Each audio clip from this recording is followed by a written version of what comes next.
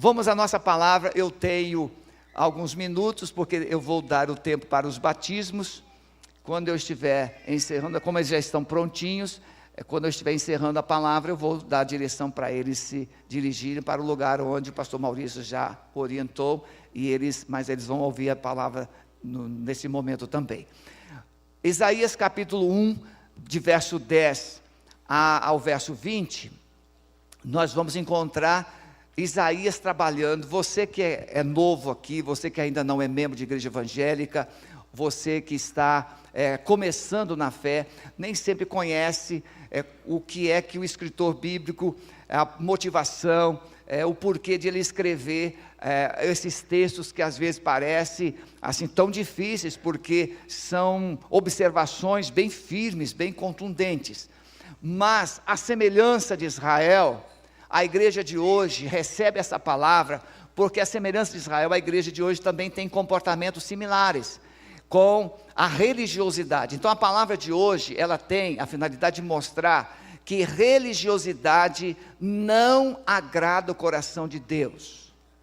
A religiosidade, ela pode ser feita com muito amor, com muita perfeição, com muita dedicação, e ao mesmo tempo, aquela pessoa que é muito religiosa, ela pode ter uma vida totalmente longe de Deus e contrário aos seus princípios e propósitos. Por quê? Porque nós confundimos a nossa vida no templo, a nossa vida no contexto religioso, e nós desassociamos essa vida da nossa relação secular ou dia a dia.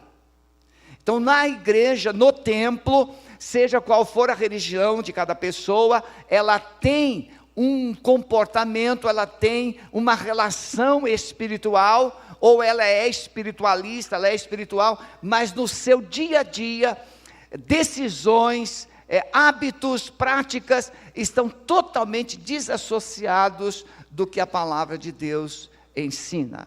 Então é nesse sentido que a nossa palavra é construindo uma vida com Deus.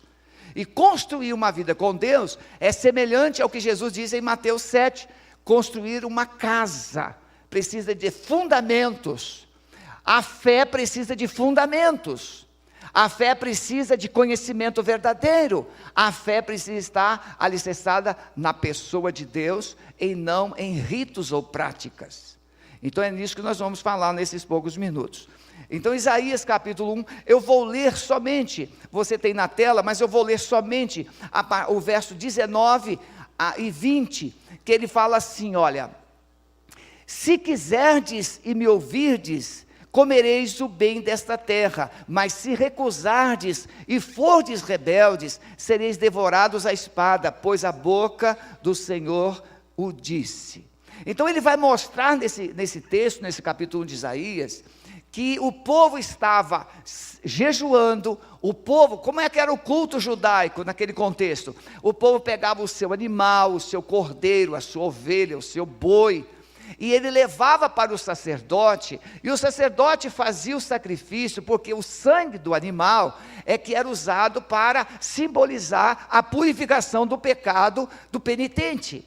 Então a pessoa naquele tempo, ela tinha os seus pecados, então anualmente, uma vez por ano, ela pegava um animal, levava para o sacerdote. Aquele ato de sacrifício do animal representava a sua confissão, a sua admissão dos seus pecados, e o derramamento do sangue daquele animal representava a purificação dos pecados daquela pessoa.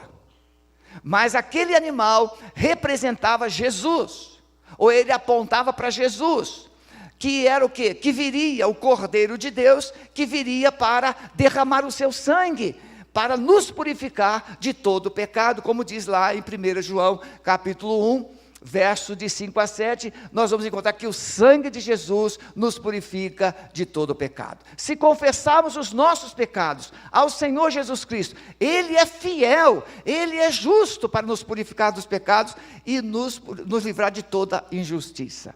Então essa vida com Deus, Isaías foi um profeta, talvez o mais longo. Ele profetizou entre 40 e 60 anos, alguns dizem 60 anos.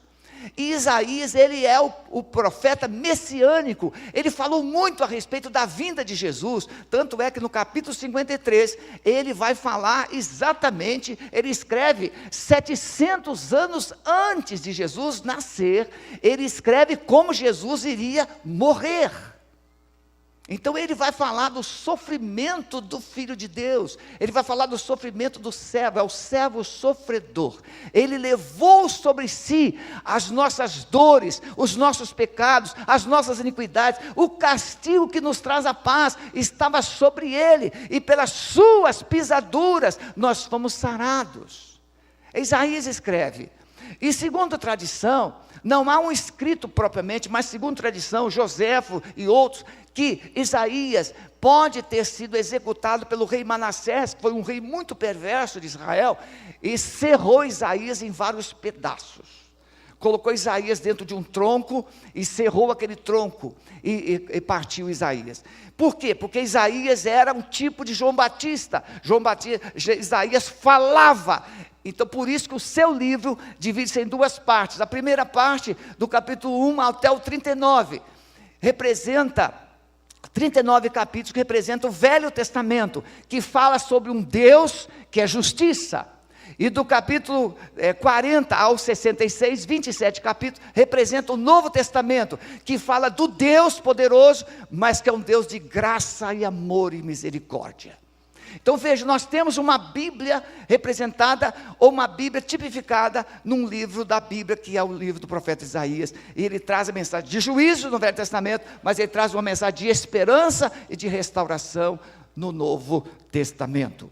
Então eu quero falar para vocês três coisas, dentro dessa semelhança de Israel e da igreja de hoje, ou a nosso respeito, mesmo você que não seja membro, mas você que é um frequentador religioso. Então a semelhança, a igreja hoje, ela tem sofrido uma terrível doença contagiosa, confunde práticas religiosas com relacionamento com Deus, confunde serviço religioso com relacionamento com Deus, confunde caridade com relacionamento com Deus, ela confunde liturgias com relacionamento com Deus. Você pode ir numa igreja, seja ela que denominação for, católica, protestante, qualquer igreja, pode funcionar tudo bonitinho, e pode não ter nada de Deus. Por quê? Porque o que atrai Deus para o altar é o sacrifício. E o animal a ser sacrificado, ele precisaria ser separado e perfeito. Um animal aleijado, um animal defeituoso, não serviria para o sacrifício. Então esse animal representa Jesus, perfeito. Mas ele pode agora representar cada um de nós. Não há como Deus aceitar culto de pessoas que vivem pecando durante a semana e depois vêm para o culto, a liturgia, e faz as coisas para Deus. Deus não precisa das coisas que nós fazemos, Deus precisa de nós. E Deus precisa de vidas plenamente transformadas pelo poder do sangue de Jesus. Então, rapidamente, três coisas. Primeiro, a igreja está sendo desafiada por Deus a buscar uma vida de santidade. E aí confunde-se santidade com indumentária, santidade com comportamentos, eu não faço isso, eu não faço aquilo. E santidade não restringe-se a isso. Claro que eu, vivendo uma vida de santidade, eu posso me vestir de forma adequada.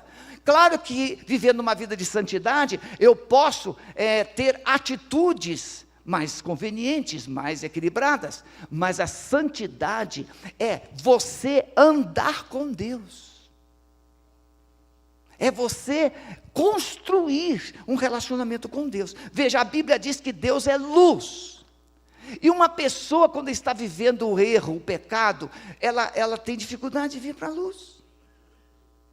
Jesus disse que elas não vêm para a luz para que as suas obras não sejam reprovadas, porque elas não são feitas em Deus.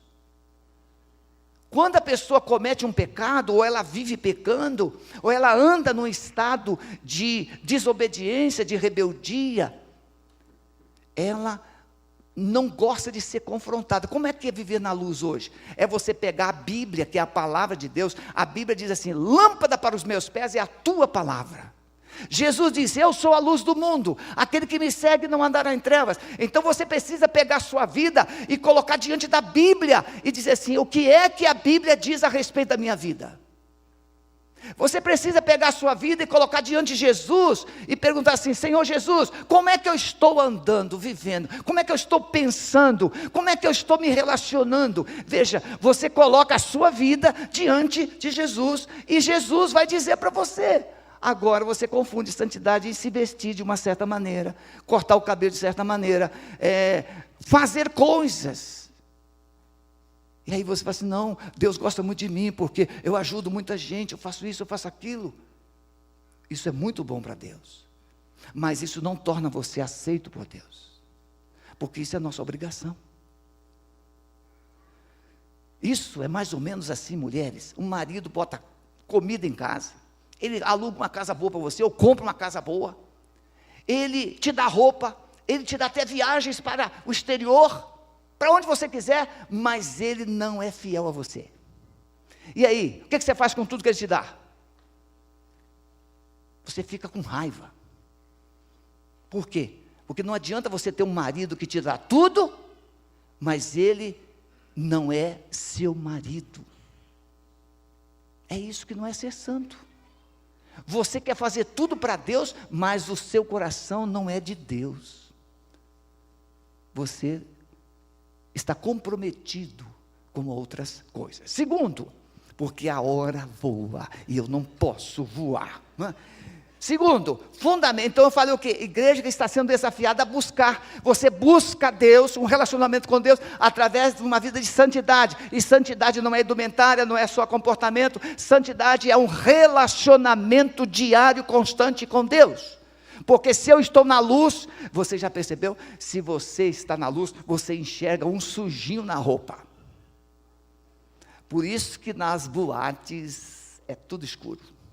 E a luz piscando, piscando, você não enxerga nada. Se a mulher é feia ou bonita, você não enxerga nada. Se o homem não tem dente, está desdentado, você não enxerga nada. Ali todo mundo é bonito, a luz piscando, piscando, piscando. Você fica até vesgo. Mas com Jesus não tem pisca-pisca nem escuridão. Com Jesus tem luz, e a luz tudo revela. Então olha aí. Olha para o seu irmão. Olha para o seu irmão e fala assim: e aí, você está na luz mesmo? Né? Segundo, vamos lá. Segundo, fundamentos de uma vida que deseja caminhar com Deus. Bem, se eu tenho que andar em santidade, eu tenho que ter fundamentos. É aquilo que me mantém, aquilo que sustenta, é aquilo que vai possibilitar eu continuar andando com Deus. Né? Porque não podemos andar com Deus vivendo no pecado. A Bíblia diz em Isaías 59 diz assim, versos 1 e 2, porque a mão do Senhor não está encolhida para que não possa salvar, nem o seu braço acravado para que não possa, o seu ouvido agravado para que não possa ouvir, mas as vossas iniquidades, os vossos pecados, é que fazem separação entre vós e o vosso Deus. Então veja, o problema não está em Deus, o problema está em nós, no nosso pecado. Então Deus, Ele não anda com pessoas que decidiu andar com o pecado, não tem como. Então você deixa o pecado na cruz e anda com Deus. Então nessa segunda, fundamentos, ele vai dizer o quê? Então vinde e argui-me, diz o Senhor, ainda que os vossos pecados sejam como a escarlata, eles se tornarão brancos como a neve. Então a vida cristã não é resultado de força, mas de submissão a Deus. O fundamento de uma vida com Deus é ser submisso ou obediente. Homens de Deus do passado, Spurgeon, Jonathan Edwards, esses homens chegaram a dizer assim: o avivamento da igreja começa com obediência. E o que é avivamento? É a gente andar com Deus todos os dias. Você já viu crente avivado? O crente avivado, ele está no fogo, no fogo, no fogo, no fogo, no fogo. Ele está tudo para ele, vai dar certo. Crente avivado não tem assim aquele pensamento, não sei. Não, crente avivado não tem esse negócio. Já viu o homem ou mulher apaixonado? Não tem esse negócio, eu vou pensar, eu vou conseguir, mas é muito difícil, isso é muito caro, eu dou um jeito. Gente apaixonada dá jeito, resolve. É assim ou não é? O namorado pode ser um Durango Kid, mas se ele estiver apaixonado pela moça, ele vai vender papelão, ele vai vender latinha de Coca-Cola, ele vai vender picolé, ele vai fazer qualquer coisa, mas ele no final de semana, vamos no cinema, se ele estiver apaixonado, a não ser que ele tenha um pai rico, e aí ele é pobre, porque o filho que depende do pai rico é pobre. O filho que tem pai rico precisa ser rico de graça para também trabalhar. Então, você precisa ser assim, fundamentos. E Jesus diz assim: quem ouve essas minhas palavras e as coloca em prática, compará-lo-ei o homem prudente, que edificou a sua casa sobre a rocha. Mas quem ouve essas minhas palavras e não as pratica, eu compará-lo-ei ao homem insensato, que edificou a sua casa sobre a areia. E aí você vê vidas caindo e vidas de pé. O que são vidas caindo? Está dizendo que está na igreja, está dizendo que é religioso, está dizendo que é crente, está dizendo que está andando com Deus, mas na primeira tempestade ele, para o chão. Por quê? Porque a vida dele não tem fundamento, não tem palavra de Deus, não tem estrutura, não tem fé. Porque quando a crise chega para um crente verdadeiro, para um cristão verdadeiro, o que acontece? Ele fala assim: não, mas a Bíblia diz, o Senhor disse, e eu não vou recuar, e ele vai em frente. A crise não diz como ele vive, ele diz para a crise quando ela vai embora. Amém ou não amém? Então, fundamentos, você precisa, e vamos para o terceiro ponto, que um bom batista tem que ter 3 pontos. Onde está o terceiro ponto? Não tem terceiro ponto? Então veja, precisamos tomar uma decisão de quebrar as rotinas da nossa vida e buscar um relacionamento com Deus. Preste atenção nessa visão. Abaixa a sua cabeça, por favor. Pense comigo agora. Você pode construir uma vida com Deus. Isso não é só para pastor, isso não é só para padre, isso não é só para líder espiritual. Não, você pode construir uma vida com Deus. E creio que esse é o sonho que você tem no coração. Eu quero construir uma vida com Deus. E como é que você deve fazer? Decida buscar a Deus de todo o seu coração. A palavra diz: se meu povo que se chama pelo meu nome, se ele se humilhar e orar e buscar a minha face e se converter dos seus maus caminhos, então eu ouvirei dos céus, perdoarei os seus pecados e sararei a sua terra. Buscar a Deus de todo o coração. Segundo, decida obedecer a palavra de Deus e submeter-se a ela. Se a Bíblia diz para você não fazer, não se desvie para a direita nem para a esquerda. Se a Bíblia disse, você não faça. Não faça. Se a Bíblia manda você fazer, faça. Decida ser submisso a Deus e a sua palavra. Terceiro, creia que Deus é poderoso para fazer tudo muito mais abundantemente, além daquilo que você peça, ou sinta, ou pense. Deus é poderoso. Ora, aquele que é poderoso para fazer tudo muito mais abundantemente, além daquilo que pedimos ou pensando, segundo o poder que em nós opera. Eu vou convidar os candidatos aos batismos agora, para se dirigir para a sala com o pastor Maurício. Podem ir, isso com a Claudinha, pode subir aqui. Enquanto nós vamos orar, vocês vão se preparar lá. Bem, consegui, não é? São 11h40. Eu acredito que eles... 11h20, perdão. 40 minutos que eu estou dando. Eu quero concluir, meus irmãos. Diante disso, construir uma vida com Deus. Por favor, preste atenção agora, olha para mim. Construir uma vida, você que já é membro da igreja, você que está hoje nos visitando aqui na igreja, tenha a religião que tiver, construir uma vida com Deus começa com Jesus. É impossível construir uma vida com Deus sem Jesus. E Jesus não é uma religião. Jesus é Deus. Se Jesus é Deus, Ele fala e você ouve. Você fala e Ele ouve. E quando as pessoas se comunicam, é preciso que haja respostas. Que resposta você está dando para o amor de Jesus?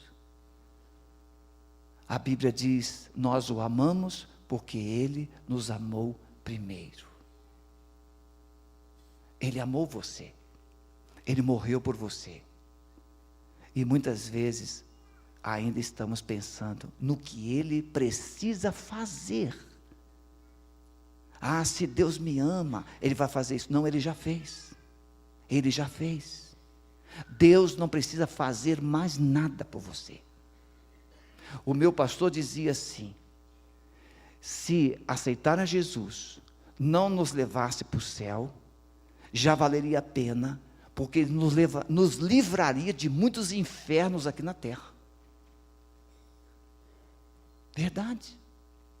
Quem aceita Jesus para de fazer muita bobagem, para de viver muitos erros, para de causar sofrimento para a sua família, para de trazer doenças para o seu corpo, passa a ser referência para os seus filhos. Eu gostaria de fazer só uma pergunta: você gostaria hoje de decidir a construir uma vida com Deus? Fique em pé onde você está, eu quero orar por você. Eu quero construir uma vida com Deus, uma vida, um relacionamento com Deus. Deus abençoe. Amém. Mais alguém? Eu quero, pastor, lá na galeria, eu quero construir uma vida com Deus. Amém. Isso. O Espírito Santo, Ele sabe que você precisa. Eu quero, pastor, construir uma vida com Deus. Amado Espírito Santo, coloque no coração de cada uma dessas vidas queridas o amor do Senhor Jesus, para que a partir de hoje eles comecem a caminhar e construir um relacionamento íntimo e pessoal com o Senhor. Nós os abençoamos no poder precioso do nome de Jesus. Amém?